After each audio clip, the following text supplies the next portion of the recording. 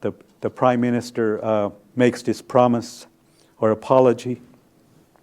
And the whole residential school process started to unroll. There was the residential school settlement agreement, which was a result of a class action lawsuit against the federal government by survivors of the residential schools. And the Prime Minister made his apology in 2008.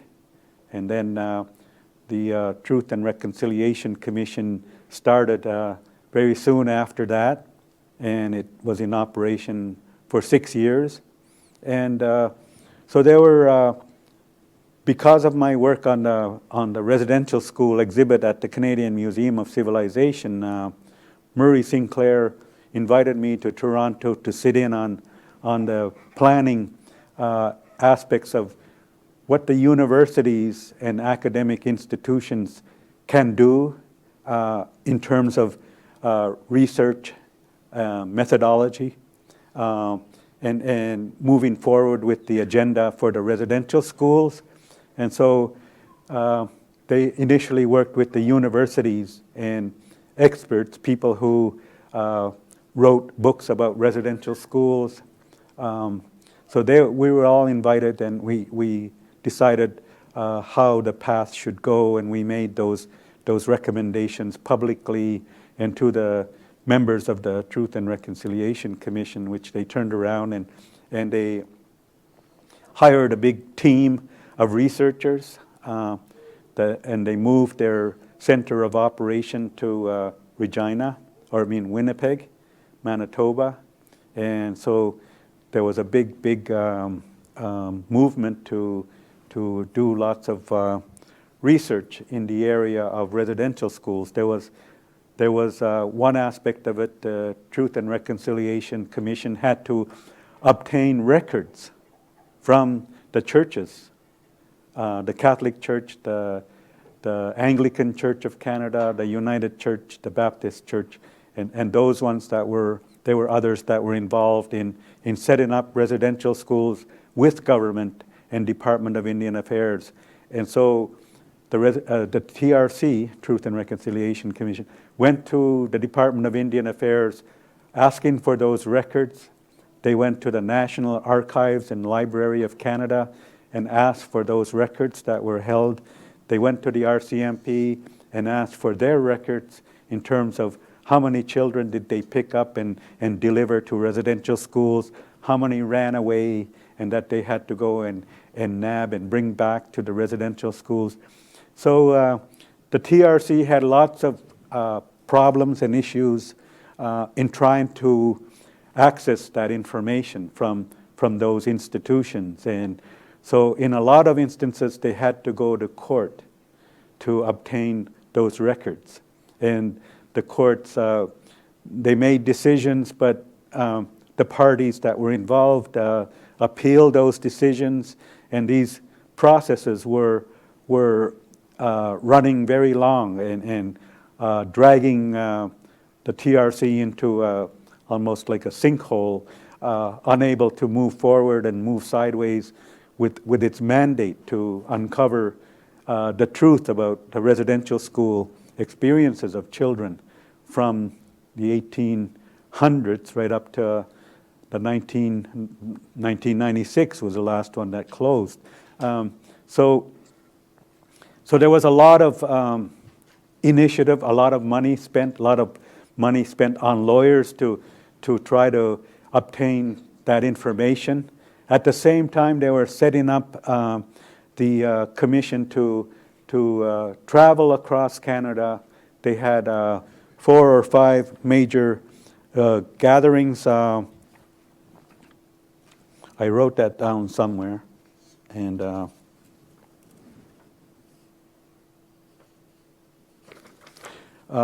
they had established 4 or 5 national gatherings in Ottawa, in Halifax, in Edmonton, in Vancouver, in Whitehorse, And I think they had one up in Nunavut Territory. They were called regional events. Oh, I'm sorry. There were 7. I had it right in front of me. I'm just going to quote on page 29 of the executive summary of the report, which was released on June 3rd, 2015. It said that during the 6 years of operation, the Commission held events in all parts of the country. The largest and most visible of these were the national events held in Winnipeg, Inuvik, Halifax, Saskatoon, Montreal, Vancouver, and Edmonton. Between June 2010 and March 2014, the Commission estimates there were as many as 155 visits to the 7 national events. Over 9,000 residential school survivors registered to attend them, while many others attended but did not register. To augment its settlement gathering activities and to help build public interest and participation in its national events, the TRC organized regional events in Victoria and Whitehorse. It also held 238 days of local hearings in 77 communities across the country. The nature of the complaints were always like sexual and physical abuse, hunger. Children were starving in the schools. They were not properly clothed. They were not treated properly.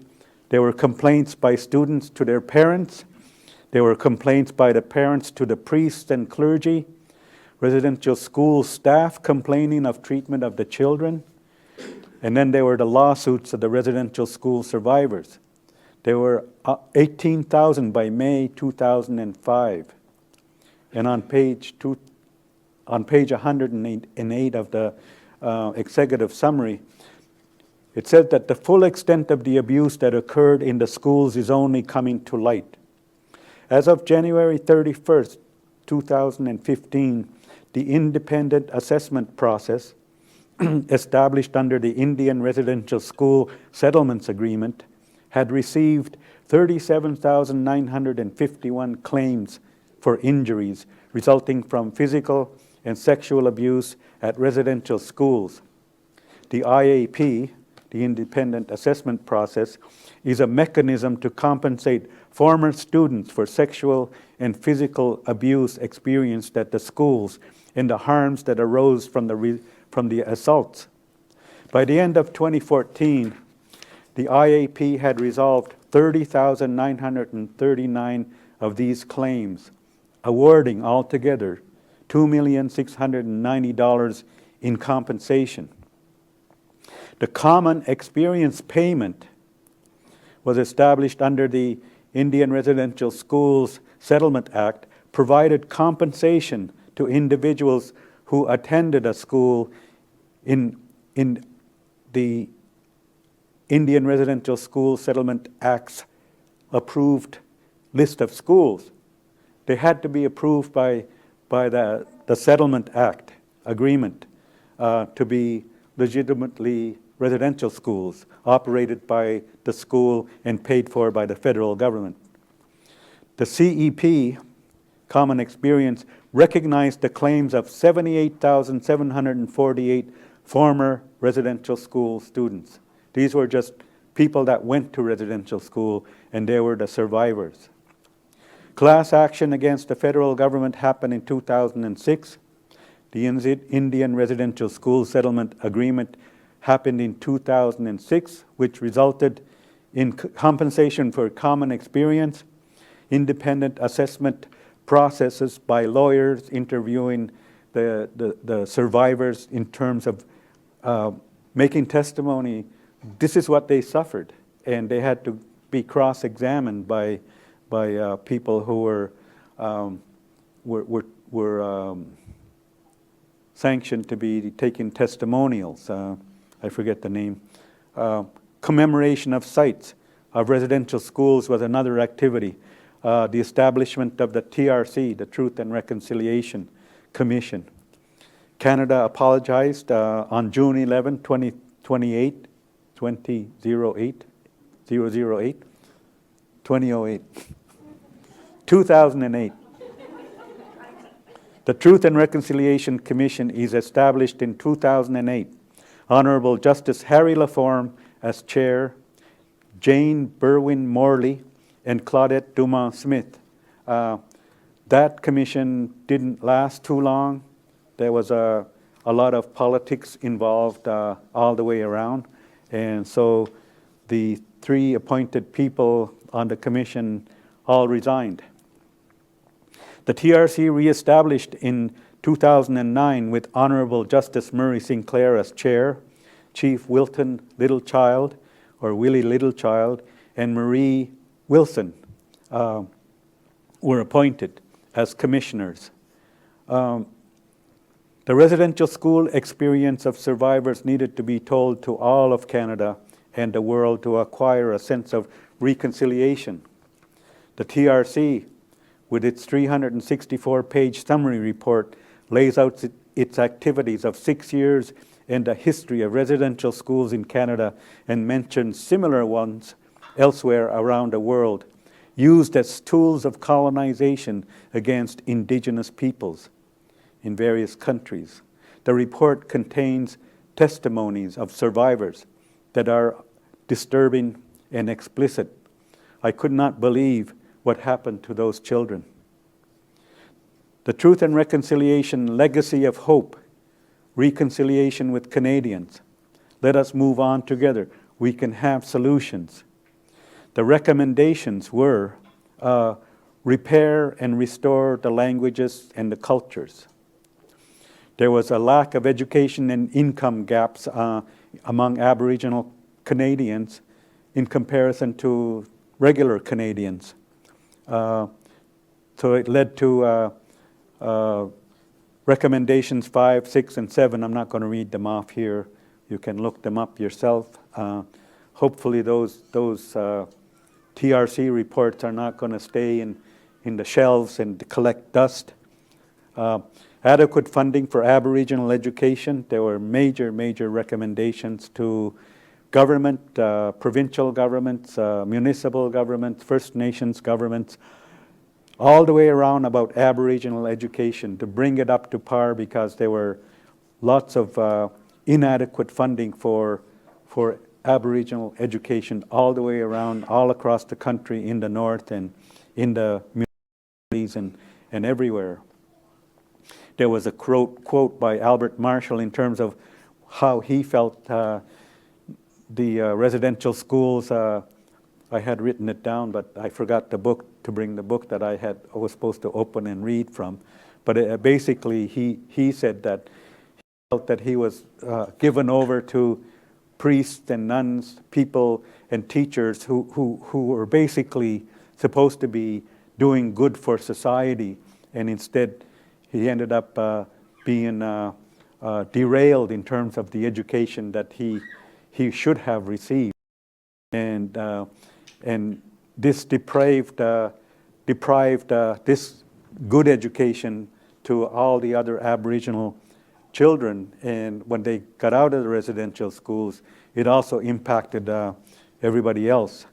There were recommendations on page 198, number 11, about post-secondary education, what the universities should do about educating Aboriginal people, about indigenizing the universities, about decolonizing the knowledge and education that's being held in the universities and being transferred to young people, Aboriginal students, and not only them, but Canadian students as well, to learn about the history of Aboriginal peoples in Canada and the history of the residential schools and the Department of Indian Affairs and all those colonialistic activities.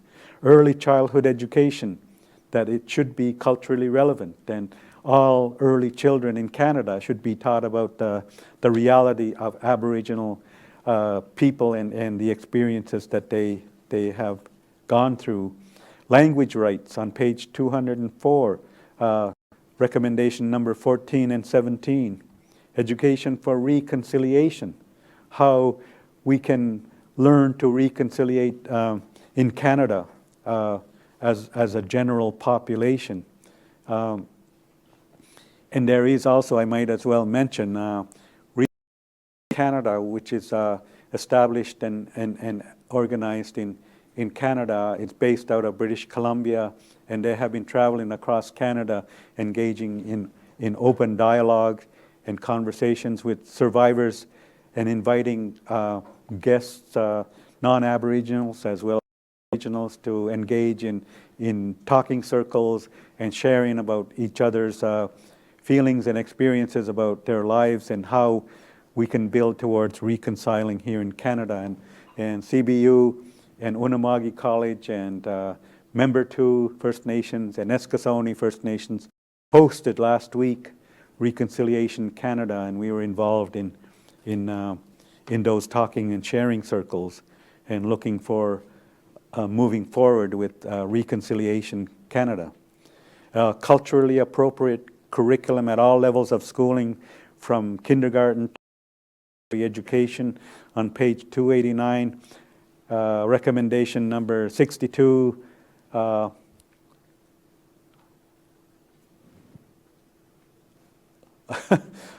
There were letters using Roman numerals, I, and I. So that's 1, 2, and 3. Number 64 and 63 recommendations as well. There were recommendations made to the Human Sciences, Social Sciences, and Humanities Research Council of Canada that they should provide funding for research on reconciliation education and in terms of developing more knowledge systems in Canada, in universities, among the academics, and in the research sectors. Roles for Canadian Museum of History and Library and Archives of Canada. There were recommendations number 67 and 70.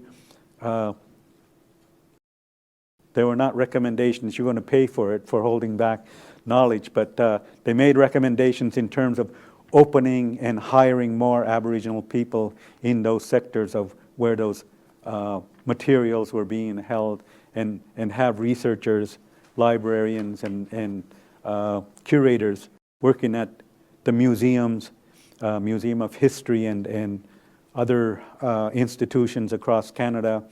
The media and the CBC were also made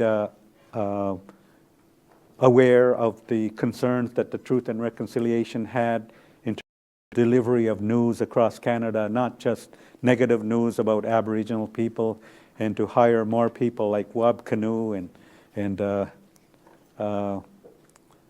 Robertson, Carla Robertson, and there was another guy named McHugh, Harvey McHugh, quite a few others across the country.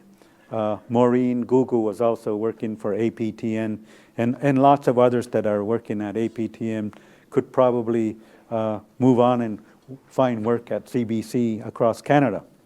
There was also a reference to a TRC report that was posted in 2012 on page 22. The number 4, number 5, and number 6 were concerning education, brought up by the Canadian Ministers' Education Council that made recommendations on regional education, dealing mostly with lifelong learning and holistic learning. So those are some of the concerns and activities that were part of the executive summary of the Truth and Reconciliation Commission. And I also want to commend Murray Sinclair and Wilton Littlechild and Marie Wilson for the work that they engaged in and commitments that they made to the Aboriginal peoples and to the survivors to provide a venue for people across Canada to know to understand and to publicly report all these things that were happening to the survivors in the residential schools.